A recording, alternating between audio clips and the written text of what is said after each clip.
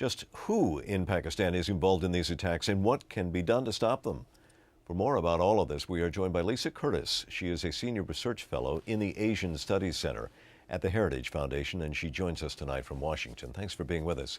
Afghan officials said yesterday that the Kabul attackers were sending text messages to a militant leader in Pakistan. What do we make of that? Well, I think it's highly probable that the masterminds behind this latest attack are located in Pakistan, probably in the tribal areas that border Afghanistan. But the question is, were there any Pakistani officials who were aware or involved in these attacks? Because we know that Pakistan's intelligence service, the ISI, was involved in some way in the attack on the Indian embassy in Kabul last July. So this is the real question. Is there any way to know if the ISI was involved in yesterday's attack yet?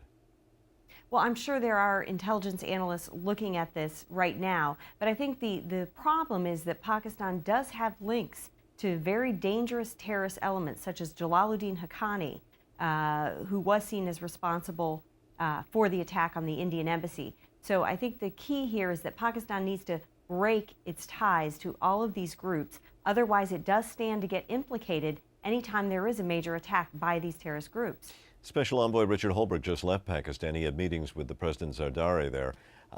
Is Zardari even in control?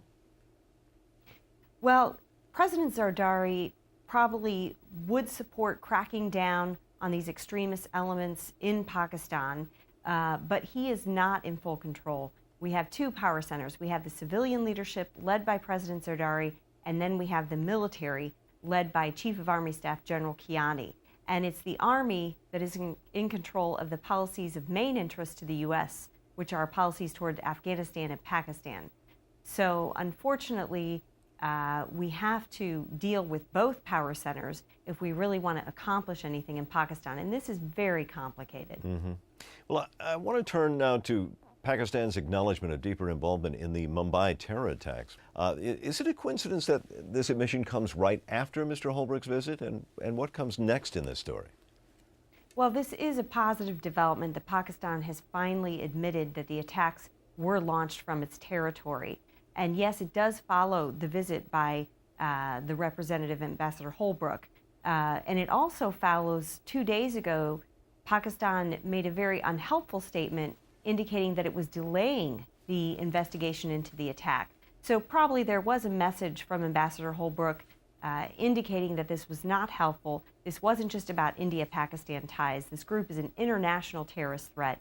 And so if Pakistan was going to defy India on these investigations, it was in effect defying all of the countries whose citizens were killed in this attack, because we know that more than 20 foreigners were killed in the Mumbai attacks. Lisa Curtis, I'm afraid we're out of time, but thank you. We appreciate your insights. Thank you.